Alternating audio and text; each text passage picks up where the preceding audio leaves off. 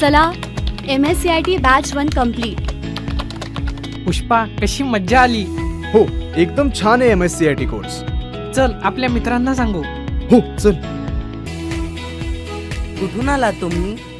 आम्ही MSCIT ला प्रवेश घेतलाय. खूपच मज्जा आली कॉम्प्युटर शिकायला. हो, मी पण लगेच MSCIT ला प्रवेश घेतो.